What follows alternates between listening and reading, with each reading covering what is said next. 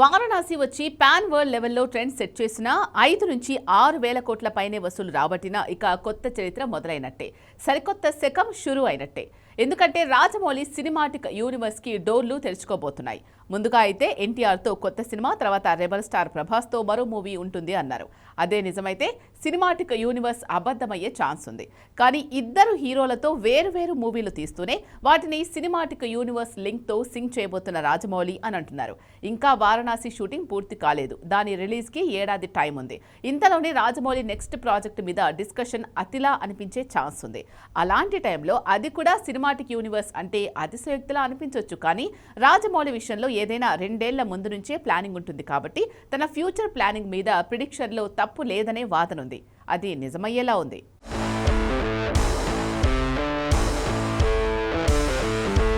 Just imagine, NTR మూవీలో sudden గా rebel star Prabhas వస్తే ఎలా ఉంటుంది? అదే రెబల్ స్టార్ ప్రభాస్ మూవీలో ఎన్టీఆర్ తలుక్కుమంటే, 2 వార్ మిషన్స్ బాక్సాఫీస్ మీద దండెత్తింటే, ఇద్దరు ఓర నాటు మాస్ ఫాలోయింగ్ ఉన్న స్టార్స్, వాళ్ళకి రాజమౌళి డైరెక్షన్ తోడైతే ఎలా ఉంటుందో చాలాసార్లు చూశాం. అలాంటిది ఇద్దరూ కలిసి రాజమౌళి మూవీలో మెరిస్తే మతిపోవలసిందే. అలా అని అది మల్టీ స్టారర్ మూవీ కాదు, రాజమౌళి సినిమాటిక్ యూనివర్స్. అదే ఇప్పుడు జరిగేలా ఉందంటున్నారు. ఖైదీ మూవీని, లియో సినిమాను జస్ట్ చిన్న పాత్రతో లింక్ చేస్తే పూనకాలొచ్చాయి.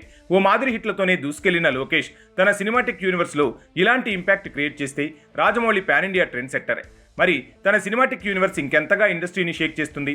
తన ఒక్కో సినిమా ఒక్కో సునామీ క్రియేట్ చేసింది. ఫెయిల్యూరే లేని దర్శకుడు. అలాంటి తను ఇప్పుడు సడన్ గా సినిమాటిక్ యూనివర్స్తో షాక్ ఇవ్వాలనుకుంటే ఎలా ఉంటుంది? ఆ ఊహే ఇండియన్ బాక్సాఫీస్ని పీస్ చేసేలా ఉంది. నిజంగా ఇది జరగబోతుందా అంటే ఇలాంటి ఒక డిస్కషన్ తన టీం చేయటం, ఆ ఫీలర్స్ ఫిలిం నగర్ని షేక్ చేయటంతోనే ఉప్పందింది. అలా అని ఇది జరుగుతుందని కాదు. కాకపోతే రాజమౌళి ఒకసారి ఇటువైపు కూడా ఆలోచిస్తే ఇక బాక్సాఫీస్ మీద శిఖరాలే దాడి చేసినట్టు అవుతుంది. ఒక మగధీర, ఒక ఈగ, ఒక బాహుబలి, ట్రిబులార్లోని భీమ్ రామ్, ఇప్పుడొస్తున్న వారణాసిలో రుద్రుడు, వీళ్ళంతా ఒకే మూవీలో ఉంటే రాజమౌళి సినిమాటిక్ యూనివర్స్ కాస్త హాలీవుడ్ అవెంజర్స్నే మించిపోతుంది. కాకపోతే రాజమౌళి గత సినిమాలను ఇప్పుడు కలపటం కాకుండా భవిష్యత్తులో తీసే మూవీలను కలిపే ప్రయత్నమే జరుగుతున్నట్టుంది. 2027లో ఎన్టీఆర్తో ఒక ప్రాజెక్టు, తర్వాత రెబల్ స్టార్తో 2030లో మరో ప్రాజెక్టు, ఈ రెండూ రాజమౌళి ప్లాన్ చేస్తున్నట్టు ప్రచారం అయితే జరుగుతోంది.